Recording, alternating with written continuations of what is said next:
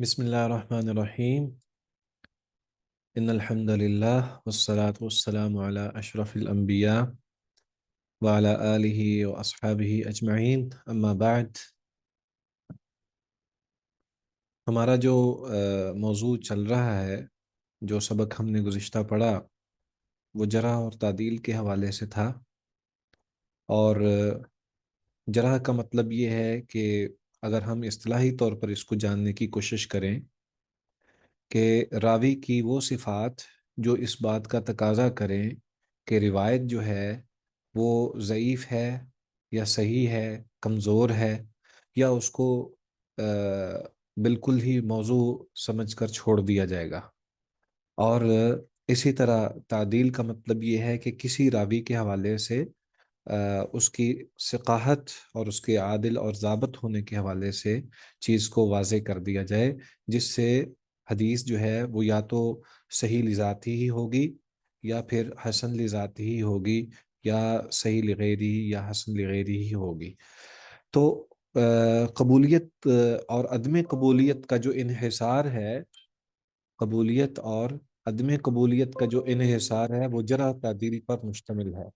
कि जरा तादील जो है उसके बिना पर हम जब किसी रावी पर बहस करते हैं और उसको हम सेहत और ज़ुअफ़ के हवाले से परखते हैं और जानते हैं, तो ये जो तरीक़ाकार है, इसको जरा तादील का नाम दिया जाता है। इसके अंदर हमने जिन चीज़ों को समझने की कोशिश की थी, वो बुनियादी तौर पर जब हमने ये देखा कि जो हमारी सही हदीस की, सही रिवायत की जो तारीफ़ है वो क्या है, उसके अंदर रावी के लिए जो शुरूत हैं और रिवायत के लिए जो शुरूत हैं, उसमें ये है कि सनद मुत्तसिल हो, और रावी जो है बयान करने वाला वो ज़ाबित भी हो और आदिल भी हो, और जो रिवायत है उसकी सनद जो है वो किसी अंदाज से भी शाज़ और मालूल ना हो। तो हमने आदिल और ज़ाबित होने के हवाले से रुवात के, चूँकि ये रुवात के साथ मुत्तसिल ये चीज़ें हैं, इस बिना पर हमने आदिल और ज़ाबित की जो वजाहत है वो भी की और उसके दर्जात बयान किए और उसको समझने की कोशिश की। इस सिलसिले में कोई चीज़ अगर आपको समझने की ज़रूरत है, या यूँ समझ लें कि आपका ख़्याल है कि वो हमें बेहतर है कि हम एक दफ़ा दोबारा जान लें, तो आप पूछ सकते हैं, या फिर हम आगे बढ़ते हैं। आज हमारा जो मौजू है वो ये है कि जिस शख्स ने जरा तादील को समझना है और उस पर उसको सामने रखते हुए वो कवायद व ज़वाबित जान कर किसी के ऊपर जरा करनी है, या किसी को मोतदिल समझते हुए तादील करनी है, या उसको कबूल करना है, तो उसके लिए क्या शुरूत होंगी। तो ये आज हमारा ये मौक़िफ़ होगा, या ये सबक का मौजू होगा इंशाअल्लाह अल अज़ीज़।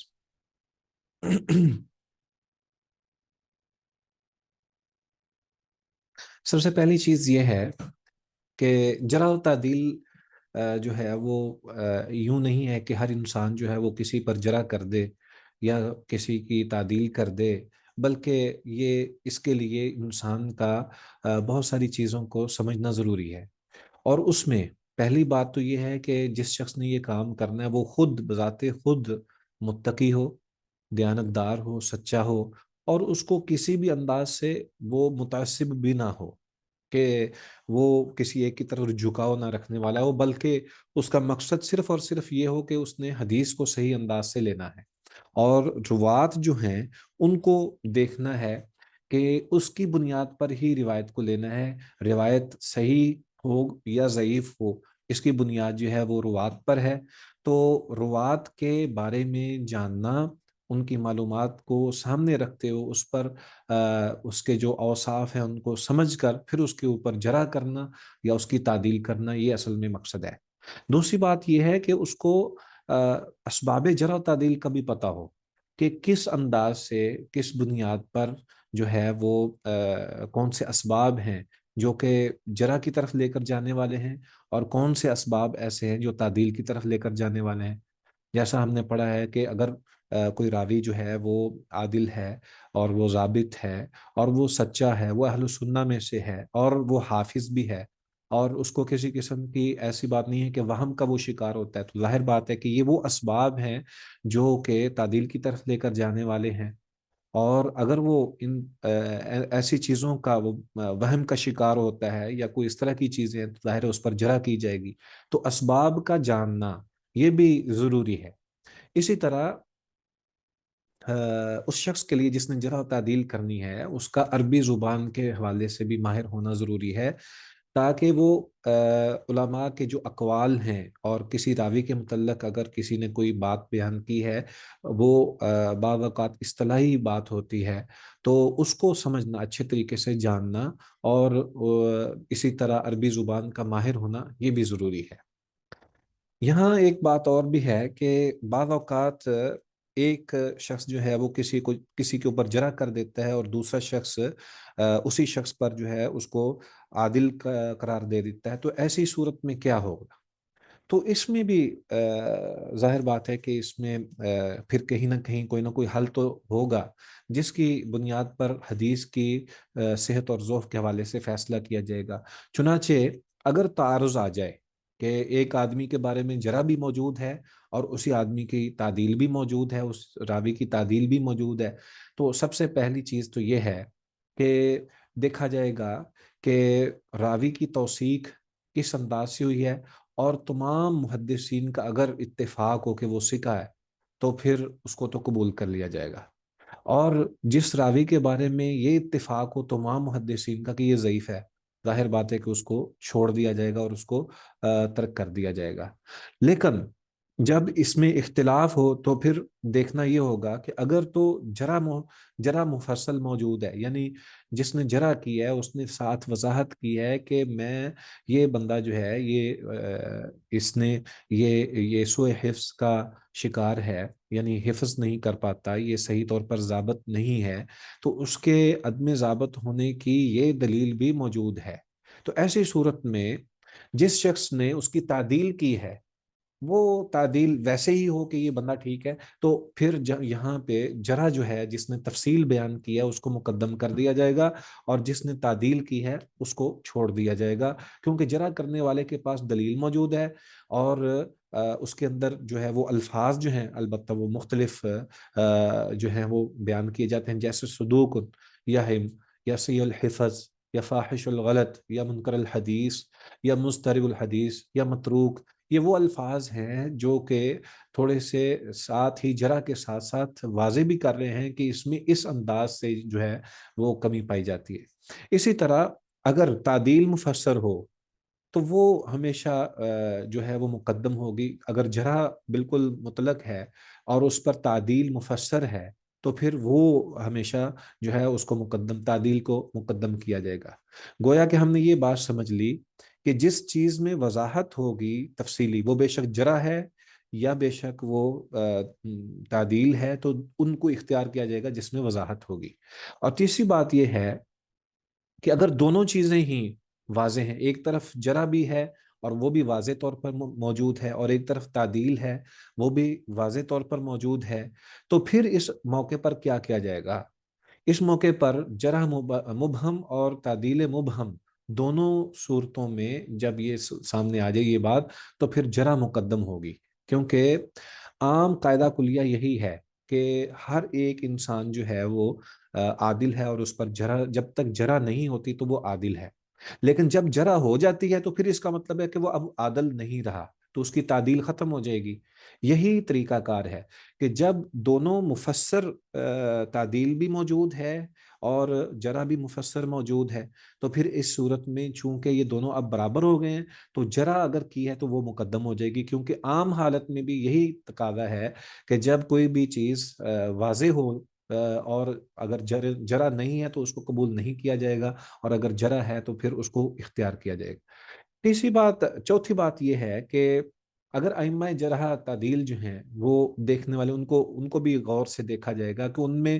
ان کا انداز کیا ہے۔ بعض اوقات किसी बड़े मुहद्दिस की किसी एक लफ्ज़ को जो कि वो मुतशद्दद है, तो उसको देखकर और अंदाज़ इख्तियार किया जाएगा, और अगर कोई मुतसाहिल है तो उसकी बात को कुछ और अंदाज़ जो है वो इख्तियार किया जाएगा। तो यही हमारे सामने जो कायदा कुलिया है इस अंदाज़ से वो ये है कि मुतशद्दद की तौसीक जो है वो ज़्यादा अहमियत रखती है, और मुतशद्दद की जरा जो है वो दूसरे मुहद्दिसीन के अक़वाल देखे बगैर नहीं लेनी चाहिए। यानी जो शख्स बहुत ही सख्ती के साथ छान-पटक करने वाला है और फिर उसके बाद वो किसी की तौसीक कर देता है, यानी उसने एक शख्स के बारे में बहुत ज़्यादा तफ़सीली समझा और वो खुद जो समझने वाला है वो मुतशद्दिद है। तो इसका मतलब ये है कि उन्होंने जब एक शख्स को कह दिया कि ये सिका है, जैसे यहया इब्न मुईन है या अली इब्न मदीनी रहमहुमुल्लाह हैं, अगर उन्होंने कह दिया कि ये सिका है या इस तरह के दीगर अल्फाज इस्तेमाल कर लिए, तो फिर बाद में आने वाला कोई भी मुतसाहिल जो मर्ज़ी कहे कि ये ज़ईफ़ है तो उसको कबूल नहीं किया जाएगा, बल्कि वो यहया इब्न मुईन वगैरह की जो बात है उसको अहमियत दे दी जाएगी। और इस अंदाज से अगर उसके बरक्स हो जाए कि एक मुतसाहिल शख्स है, जैसे हाफिज इब्न हजर रहमहुल्लाह अगर किसी के बारे में कह देते हैं कि ये सिका है, जबकि उनके मुकाबले में इमाम अहमद इब्न हम्बल या कोई और इमाम मुहद्दिसीन जो है वो कह दें कि नहीं ये ज़ईफ़ है, या उस पर जरा के लफ्ज़ जो है वो साबित हो जाए, तो फिर इसका मतलब है हाफिज इब्न हजर की ये जो तौसीक तसाहुल वाली है इसको छोड़ दिया जाएगा, और इमाम अहमद और दीगर जितने भी इमाम शोबा वगैरह हैं उनकी तौसीक को उनके उनकी जरह को ले लिया जाएगा। तो ये अंदाज़ है, और इसमें हमेशा जिसकी वज़ाहत वाज़ेह हो फिर उसको इख्तियार किया जाएगा। और अगर ये दोनों बराबर हो जाएँ, अगर एक तरफ जरा भी है और एक तरफ तादील भी है, तो इसको 3 अंदाज़ से देखा जाता है। बल्कि 4 अंदाज़ से इसको जो है वो इस पर गौर किया जाता है। पहली बात तो ये कि पहला कायदा उसका ये है कि दोनों अक़वाल पर देखकर अगर उनको जमा कर दिया जाए,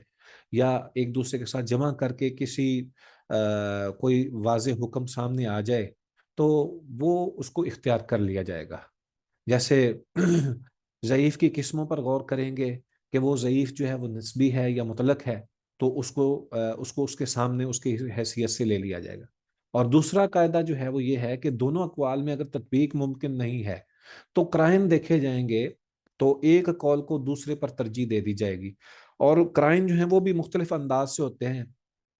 कि अगर एक शख्स जो है उसने एक शेख से बात बयान की है, हदीस बयान नकल की है, तो वो देखा जाएगा कि क्या वाक़ई वो ज़्यादा अरसा उनके साथ रहा है। जैसा कि अब्बास दूरी रहमतुल्लाह ने इमाम इब्न मईन रहमतुल्लाह के साथ बहुत लंबा वक़्त गुज़ारा है,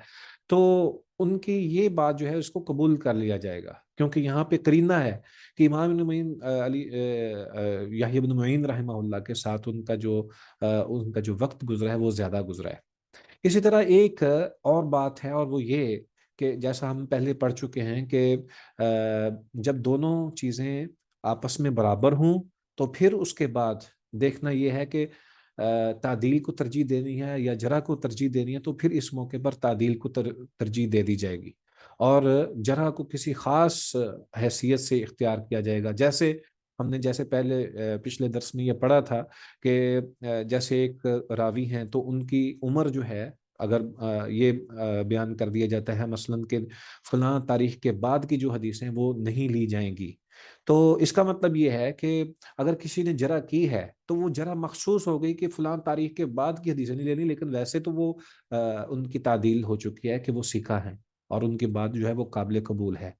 इसी तरह एक आखिरी चीज़ जो है वो ये है कि बाज़ औक़ात ऐसा भी होता है कि अगर किसी सिका शख्स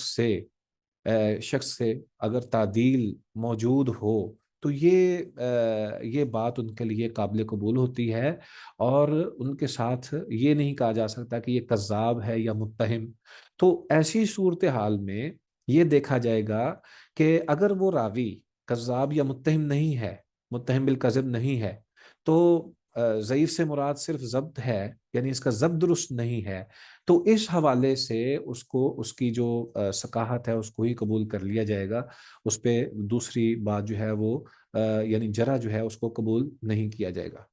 तो ये कुछ थोड़ी-सी इस हवाले से इब्तिदाई चीज़ें हैं। उसके बाद देखा ये जाएगा कि कुछ अल्फ़ाज़ हैं جو کہ ائمہ جرح تعدیل جو ہیں انہوں نے مرتب کیے ہیں، اور انہوں نے جو بیان کیا ہے تو اس میں ہر راوی کے جو مرتبہ جرح تعدیل ہے اس کو واضح کر دیا گیا ہے۔ ہم اس کی طرف آتے ہیں، اس سے پہلے میں یہ سمجھتا ہوں کہ اگر کوئی کسی کے ذہن میں کوئی سوال وغیرہ ہے تو برائے کرم وہ کر لے، تاکہ ہم آگے بڑھیں۔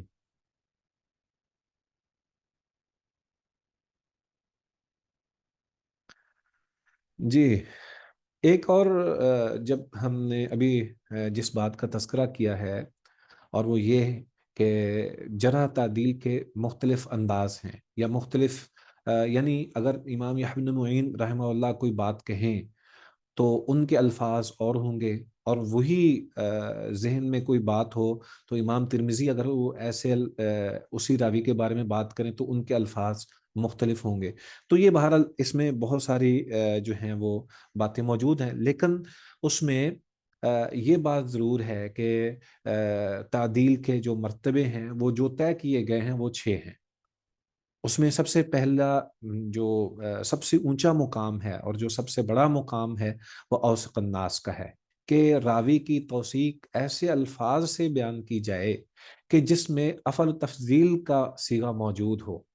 یعنی اوثق الناس لوگوں میں سب سے زیادہ سیکھا انسان، یا اضبط الناس کہ سب سے زیادہ حافظ اور ضابط انسان، یا پھر ایسے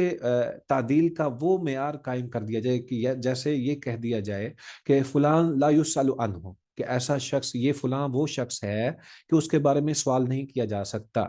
یا جیسے ہم کہتے ہیں کہ امام یحییٰ بن معین لا یسأل عنہ، کہ ان کے بارے میں تو سوال ہی نہیں پیدا ہوتا کہ وہ ضعیف ہوں، کیونکہ وہ تو خود ثقۃ ثبت حجۃ اور اس طرح کے جو الفاظ ہیں وہ ان کے لیے بیان شدہ ہیں۔ اسی طرح شعبہ کی بات آ جائے تو مقصد یہ ہے کہ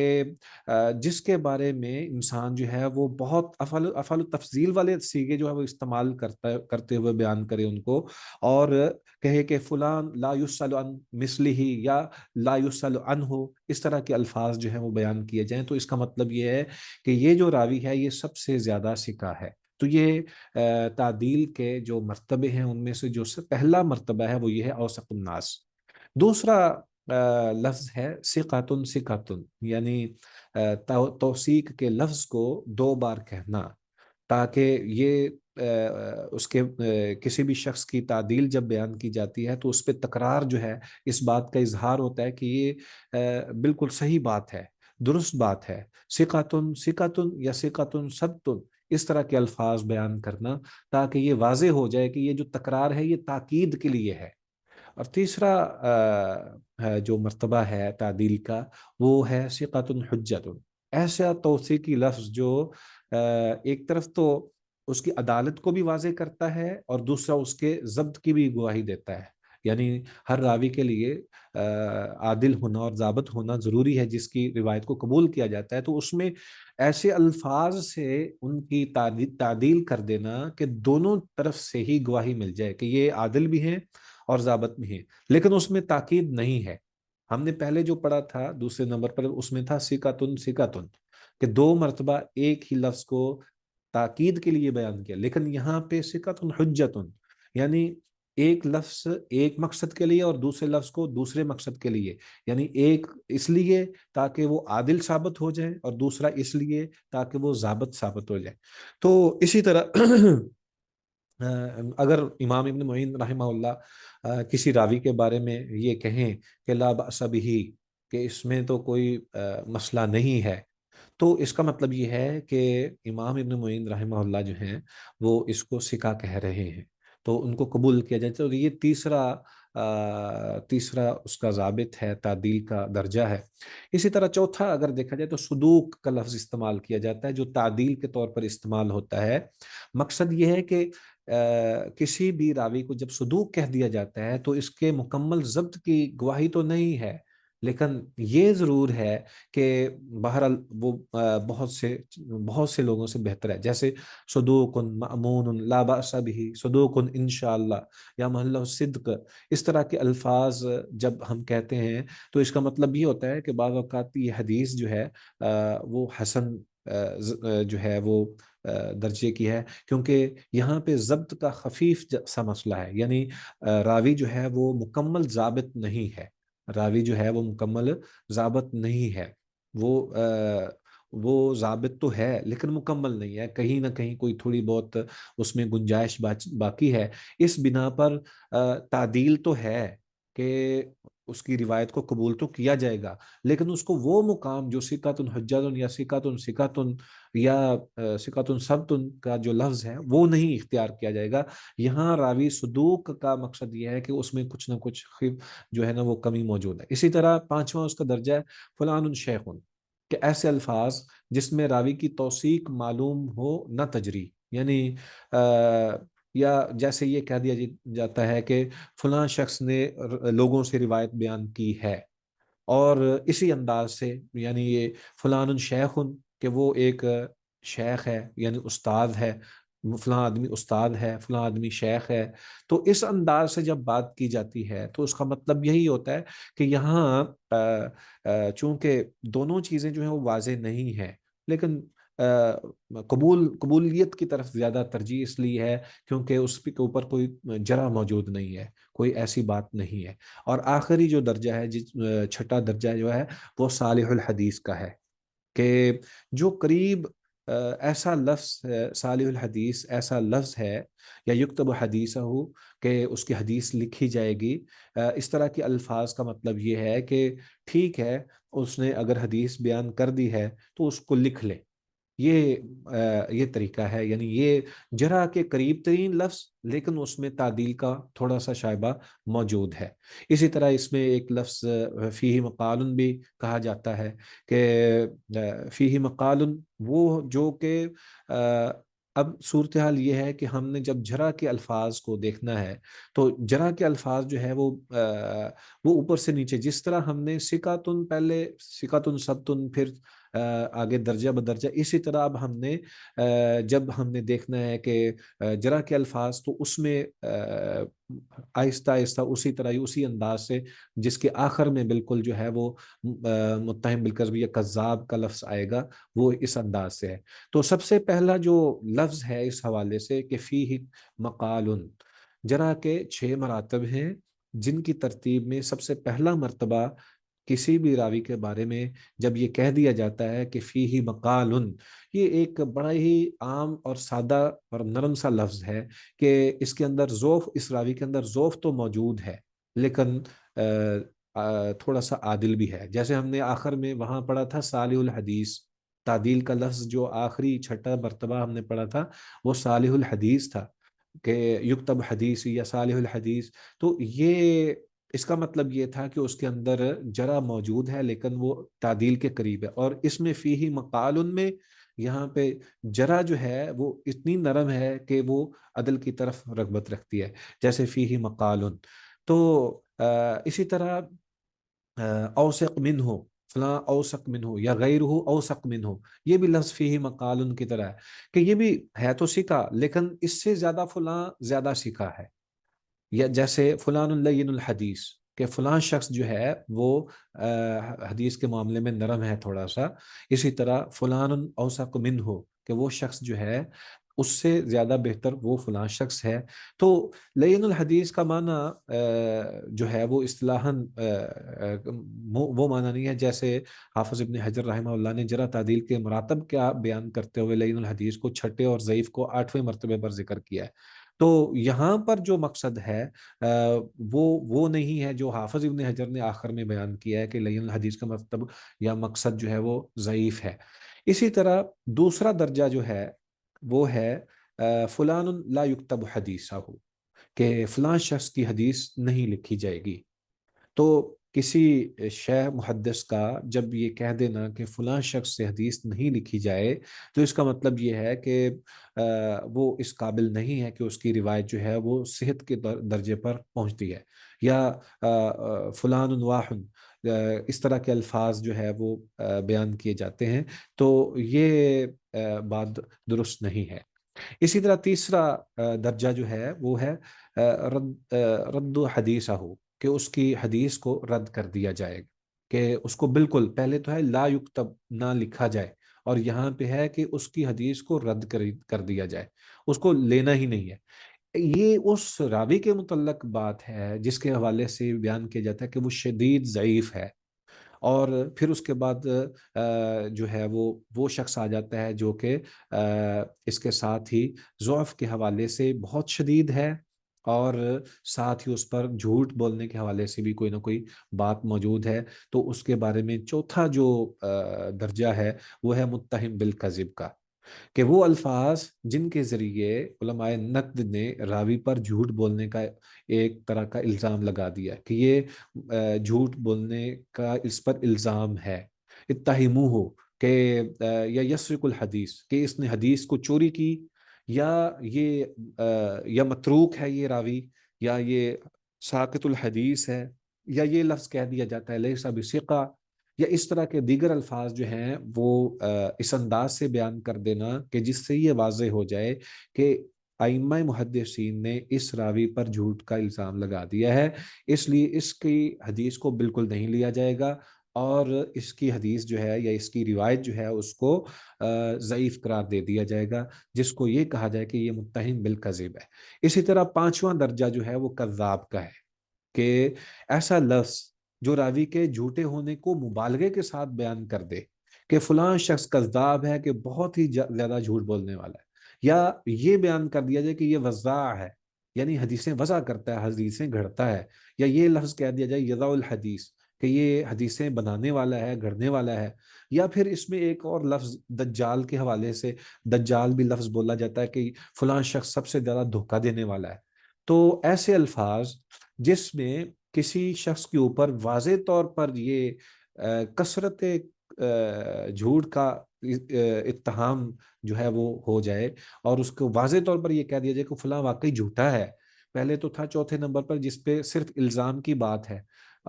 کہ بس اس کے بارے میں یہ کہا گیا ہے کہ یہ جھوٹ بولتا ہے، لیکن کذاب تو وہ شخص ہے جو کہ ہر بات میں ہی جھوٹ بولنے والا ہے یا حدیثیں گڑھنے والا ہے۔ پھر اس میں ایک افعل تفضیل کا ہی صیغہ جیسے ہم نے پہلے پڑھا تھا، تو اس میں جو آخری درجہ ہے اور وہ ہے اکذب الناس، کہ وہ راوی عادتاً جھوٹا ہونے کے ساتھ ساتھ وہ سب سے زیادہ جھوٹا ہے، یعنی یہ جرح کی انتہائی اعلیٰ درجہ ہے کہ جس میں سب سے زیادہ کسی شخص کے بارے میں واضح طور پر یہ کہہ دیا جائے کہ یہ تو ہے ہی جھوٹا، اور جب بھی اس نے بات کرنی ہے وہ جھوٹ ہی بولنا ہے، تو سب سے زیادہ، یا رکن الکذب، کہ یہ جھوٹ کا ستون ہے، یا یہ کہہ دیا جائے کہ اس جھوٹ کی انتہا تک پہنچا ہوا ہے۔ اس طرح کے دیگر الفاظ جو ہیں یہ اس بات کی طرف اشارہ ہیں کہ یہ بندہ جو ہے یہ تو بالکل بھی جو ہے اس سے روایت لینی ہی نہیں ہے، اور یہ جھوٹا ترین انسان ہے۔ اب اس میں کچھ الفاظ ایسے ہیں جیسے ہم نے پڑھے ہیں، اس میں کچھ الفاظ ایسے بھی ہیں جو کہ معمولی جرح بھی اس کے ساتھ جرح اور تعدیل دونوں کو اکٹھا بھی کر دیا جاتا ہے بعض اوقات، جیسے کسی کو کہہ دیا جائے کہ یہ سکہ ہے، یا دوسرا کہہ دے کہ صدوق ہے، یا پھر یہم کا لفظ کہہ دیا جائے، یا لہو اوہام کا لفظ بول دیا جائے، یا یختی کا لفظ بول دیا جائے۔ تو ایسے وہ الفاظ جن میں جرح کی معمولی سا وصف پایا جائے جرح کا، وہ الفاظ جب بیان کر دیے جاتے ہیں تو ایسی حدیث جو ہے وہ اگر وہ ثقات کے مخالف نہیں ہے، اگر ثقات کے مخالف نہیں ہے تو حسن ہے، اگر ثقات کے مخالف ہے تو پھر وہ ضعیف ہے۔ اگر معمولی جرح کے الفاظ جس راوی کے بارے میں بیان کر دیے جائیں، اگر وہ راوی کسی ثقہ کی مخالفت کرنے والا ہے تو پھر تو وہ حدیث یا وہ روایت جو ہے وہ بالکل ہی ضعیف ہے، کیونکہ ثقہ کا اس کے برعکس جو ہے وہ چیز موجود ہے۔ اس کو ہم شاذ بھی کہتے ہیں نا، کہ شاذ وہی ہوتی ہے کہ جو محفوظ کے مقابل اس انداز سے ہے کہ ثقہ کی مخالفت کرنے کی وجہ سے روایت جو ہے وہ شاذ ہوئی ہے۔ تو مقصد یہ ہے کہ جب کسی شخص کے بارے میں بہت مختصر سے الفاظ یہ بیان کر دیے جاتے ہیں جیسے کہ فلاں صدوق ہے، یا فلاں یہم، یا لہو اوہام، یا یفتی، یا اس طرح کے الفاظ جب بیان کیے جاتے ہیں، تو اگر تو وہ منفرد ہے، یعنی اس کے مقابل کوئی ایسا شخص نہیں ہے کہ جس نے حدیث یا وہ روایت بیان کی ہے. تو ایسی صورتحال میں چونکہ وہ صدوق ہے، معمولی جرح ہے، تو کوئی بات نہیں، یہ حدیث اس کی حسن ہو جائے گی. لیکن اگر وہ ثقہ کی مخالفت کرتا ہے تو پھر وہ حدیث جو ہے وہ شاذ ہو جائے گی اور ضعیف ہو جائے گی. اسی طرح اگر یہ الفاظ ہوں جیسے کثیر الاوہام، پہلے تو تھا کہ اس کو معمولی وہم ہے جیسے لہو اوہام، لیکن جب یہ لفظ کہہ دیا جائے کثیر الاوہام یا کثیر الخطا اور یا سی الحفظ، تو ایسی صورتحال میں اس کی منفرد حدیث بھی ضعیف ہوگی، اس کی منفرد حدیث بھی ضعیف ہوگی. اسی طرح یہ بات جو ہے وہ بالکل واضح ہو گئی کہ ہمارے پاس 6 مراتب تعدیل ہیں اور 6 مراتب جرح ہیں. اور کچھ الفاظ ایسے ہیں کہ جس کو ہم نے بیان کیا ہے، جیسے جس طرح ثقۃ حجۃ یا ثابت، یا پھر یہ الفاظ ہیں کہ جو تعدیل کی طرف اشارہ کرتے ہیں جیسے صدوق، یعنی اس میں یہ بھی چیز موجود ہے. اسی طرح جب ہم جرح کرتے ہیں تو اس میں بھی 6 مراتب ہیں، اور سب سے آخر اکذب الحدیث کا ہے، اس سے پہلے کذاب کا ہے، پھر اس سے پہلے متہم بالکذب کا ہے، اسی طرح دیگر. تو اس میں کچھ الفاظ ایسے بھی ہیں جو کہ ہم نے ابھی اس کا ذکر نہیں کیا. وہ مراتب سے ہٹ کر بعض محدثین ان کو بیان کرتے ہیں، جیسے متروک الحدیث کا لفظ ہے، یا ثقۃ انشاءاللہ کا لفظ ہے، یا فلاں شخص کو متروک الحدیث کا بیان کرتے ہوئے اس کو دجال، وزا یا یضل الحدیث کے الفاظ سے پہلے ہی اس کو متروک الحدیث کا درجہ دے دیتے ہیں، یا یہ کہہ دینا لیسا بشیء کہ اس حوالے سے اس کی کوئی حیثیت نہیں ہے. تو یہ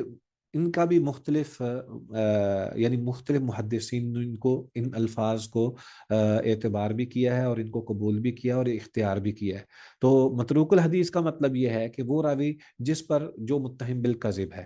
کہ جس سے غلطیاں بہت زیادہ ہوتی ہیں. امام شعبہ رحمہ اللہ جو ہیں وہ متروک الحدیث جب کہہ دیتے ہیں تو اس کا مطلب یہ ہے کہ یہ متہم بالکذب ہے اور اس پر جرح ہو چکی ہے. یا یہ لفظ جیسے دجال، وزا، کذاب، یضع الحدیث، یہ سخت ترین قسم کی جرح ہے. اگر اس کو کوئی شخص جو ہے وہ اس انداز سے بیان کر دے تو وہ بالکل ہی اس کو اختیار نہیں کیا جائے گا. یہ مختلف چیزیں ہیں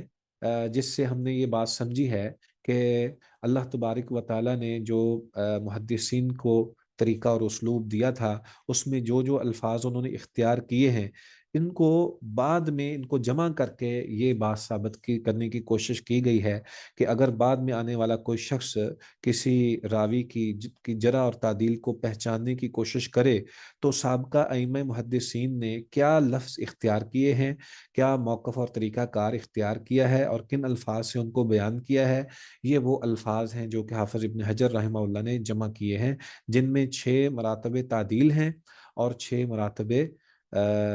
جرح ہیں. تو ان کو اچھے طریقے سے جان لینا چاہیے.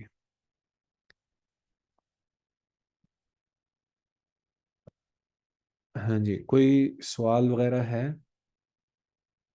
السلام علیکم استاد محترم. وعلیکم السلام. جی سر یہ جرا کے جو 6 مراتب ہیں نا، ایک دفعہ دوبارہ بتا دیں، میں نے مکس کر دی ہیں لکھتے ہوئے. جی ضرور. یہ جو مراتب جرح ہیں کہ مراتب تعدیل، دونوں سر کو؟ جرا کے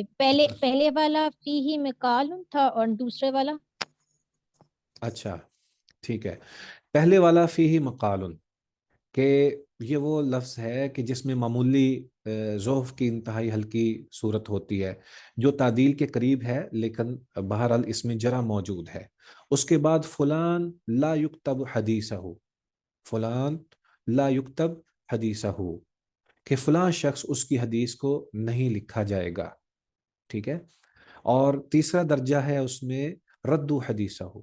کہ اس کی حدیث کو رد کر دینا، یعنی ایسے الفاظ اختیار کرنا جیسے ہم کہتے ہیں نا کہ ضعیف جدن،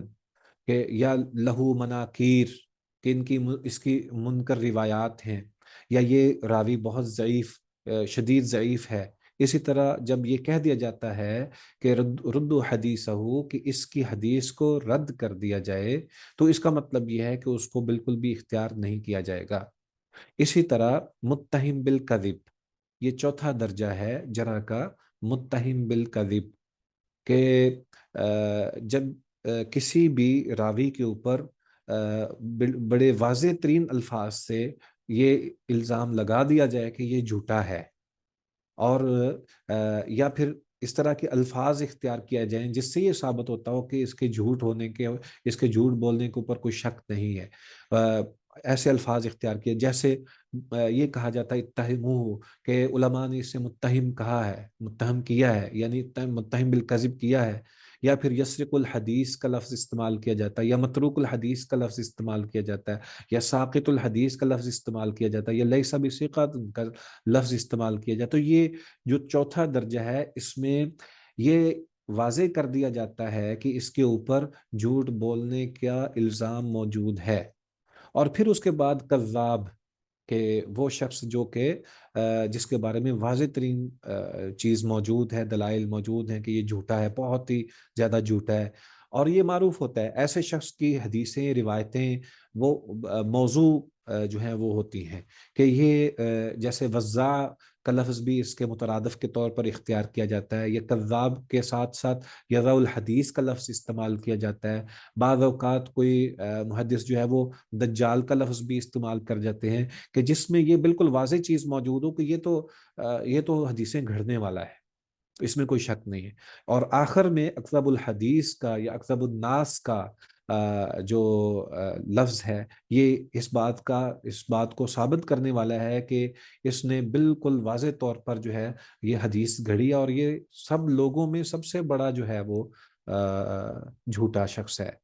اکذب الناس۔ ٹھیک ہے؟ جزاک اللہ خیر۔ جی بہت شکریہ۔ ابھی ہمارا یہ سیشن اختتام کی طرف ہے۔ کوئی ایک آدھ سوال اگر کوئی کرنا چاہتا ہے سمجھنے کی غرض سے تو وہ کر لیں۔ دوسرا یہ ہے کہ میں آپ کو ایک کتاب ریکمینڈ کرنا چاہتا ہوں تاکہ آپ کے لیے آسانی ہو جائے۔ جرح تعدیل کے اصول و ضوابط کے نام سے یہ کتاب ہے، جرح تعدیل کے اصول و ضوابط۔ تو یہ میں انشاءاللہ آپ کو جو ہے وہ اس میں لنک بھی اس کا شیئر کر دوں گا، تو آپ اس کو دیکھ لیجئے۔ اس میں کافی ڈیٹیل موجود ہے، اور تفصیل کے ساتھ بھی لکھا ہوا ہے، اور مختصر سمجھنے والے کے لیے بھی اس میں کافی کچھ موجود ہے۔ تو یہ کتاب جو ہے اپنے سامنے رکھیے، انشاءاللہ امید ہے کہ اس سے جرح تعدیل کے باب میں اس سے فائدہ ہوگا انشاءاللہ العزیز۔ ٹھیک ہے؟ اور کوئی چیز، کوئی سوال وغیرہ؟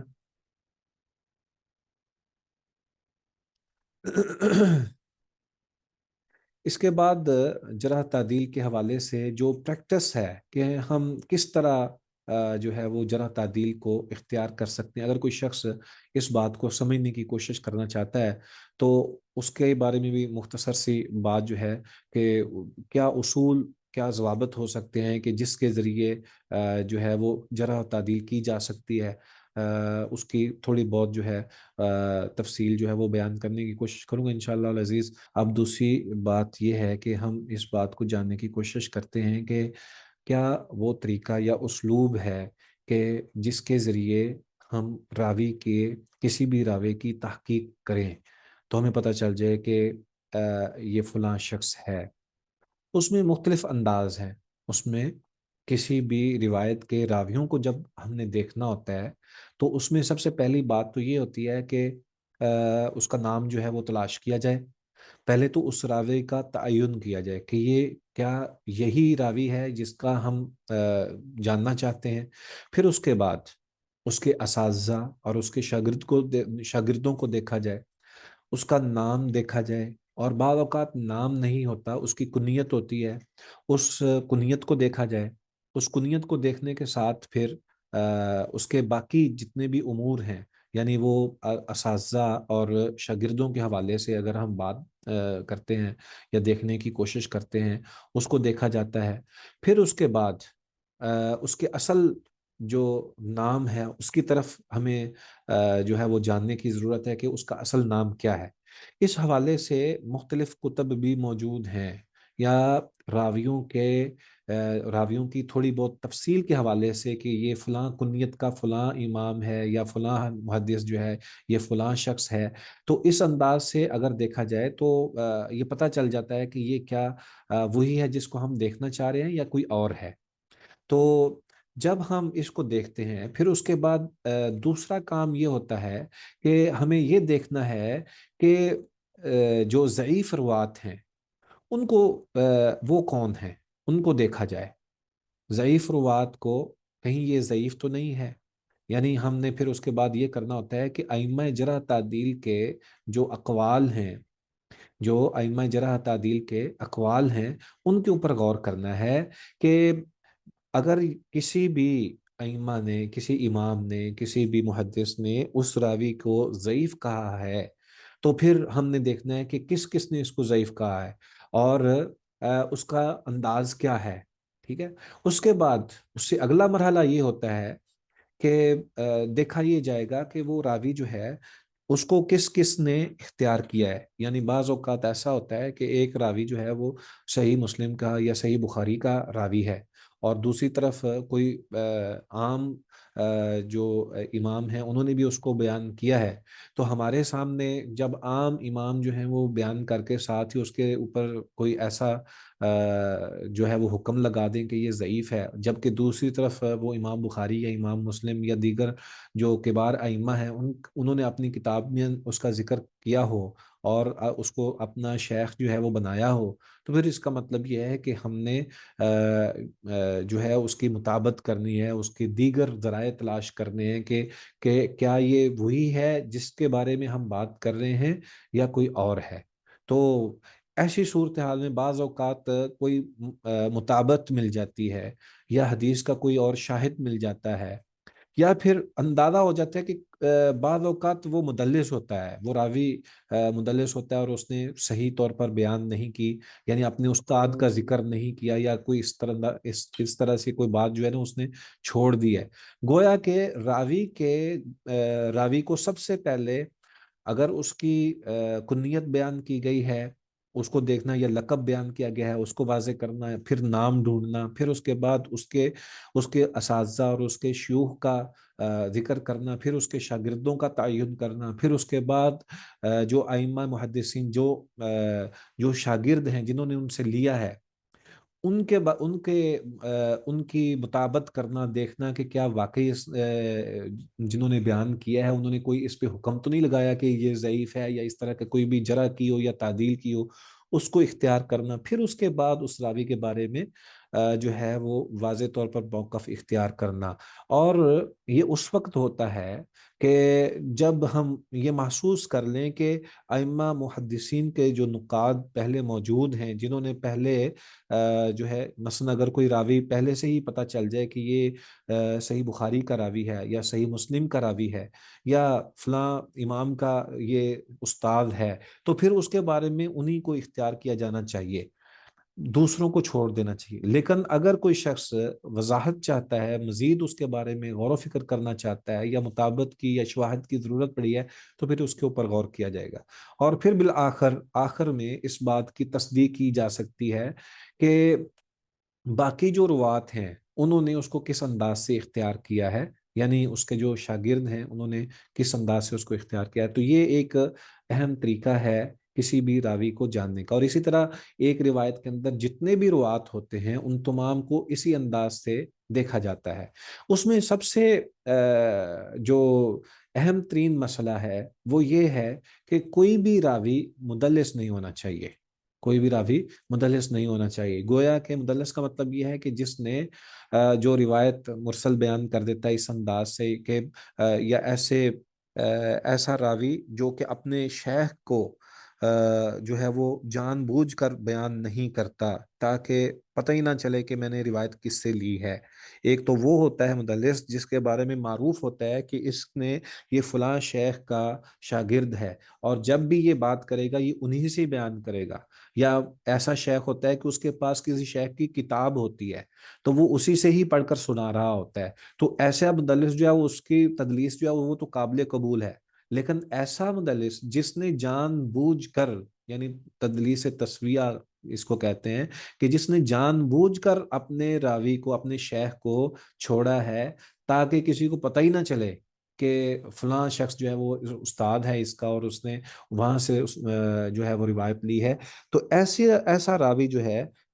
اس کو بھی جو ہے وہ ضعیف قرار دیا جائے گا، یا اس کی تدلیس کو کسی صورت بھی قبول نہیں کیا جائے گا۔ یہ چند چیزیں ہیں جو کہ اس حوالے سے ائمہ جرح تعدیل نے بیان کی ہیں، اور ان تمام کا مقصد یہ ہے کہ حدیث اور روایت کو صحت اور ضعف کے حوالے سے جانچا جائے، جانا جائے، اور پھر اس کے اوپر جو ہے اس حدیث کی صحت اور ضعیف کے بارے میں حکم لگایا جائے۔ میں نے آپ کو ایک سوال دیا تھا جس میں شاید اس بات کا تذکرہ تھا کہ تخریج کس کو کہتے ہیں، تخریج کس کو کہتے ہیں۔ اس میں دو تین چیزیں میں نے بیان کی، اور آپ لوگوں نے جو اس کا آنسر دیا اس میں وہ کسی ایک نے بھی اس کو واضح نہیں کیا۔ اس میں نے جو چیز ذکر کی تھی کہ تخریج کے اندر آخر میں حکم لگانا بھی موجود ہے۔ تخریج میں جب ایک انسان تخریج کرتا ہے، آج کل کی جو تخریج ہے وہ تو صرف یہ ہے کہ ہم جب بھی کوئی روایت دیکھتے ہیں تو دیکھتے ہیں کہ کس کتاب میں ہے، اس کتاب کا نام بیان کر دیتے ہیں۔ یہ اپنی جگہ پر مختصر اور عام طالب علم کے لیے تو یہ اتنا ہی کافی ہو سکتا ہے، لیکن تخریج کا جو اصل طریقہ کار ہے اس میں حکم لگانا بھی موجود ہے کہ روایت کے حوالے سے یہ واضح کر دیا جائے کہ یہ روایت صحیح ہے یا ضعیف ہے۔ وہ الگ بات ہے کہ جو کہنے والا ہے یا بیان کرنے والا ہے اس کا اپنا معیار کیا ہے، جو تخریج کرنے والا ہے اس کا اپنا معیار کیا ہے، لیکن یہ بات بہرحال سمجھنے کی ضرورت ہے کہ جب میں نے آپ سے تخریج کا معنی پوچھا ہے تو اس میں اس کو اس روایت کا جاننا اور اس کے بارے میں پوری معلومات رکھنا کہ یہ کہاں سے لی گئی ہے، اور اس کی سند کو صحیح طور پر سامنے رکھنا، لیکن اس میں آپ نے کسی ایک نے بھی اس کا یہ جواب نہیں دیا کہ اس کے اوپر حکم لگانا ہے، جبکہ یہ اس کا بنیادی اصول ہے۔ تو بہرحال اس طرح کی چیز جو ہے وہ آپ کے علم میں ہونی چاہیے۔ اور کوئی سوال ہے آپ کے ذہن میں؟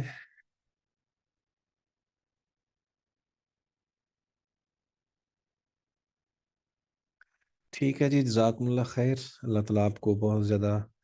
عزتوں، برکتوں اور خوشیوں سے نوازے، خیر سلامتی سے رہیں، اور علم نافع کے لیے ہمیشہ کمر بستہ رہیں، دعاؤں میں یاد رکھیں۔ جزاکم اللہ خیر، صلی اللہ علیکم، السلام علیکم ورحمۃ اللہ وبرکاتہ۔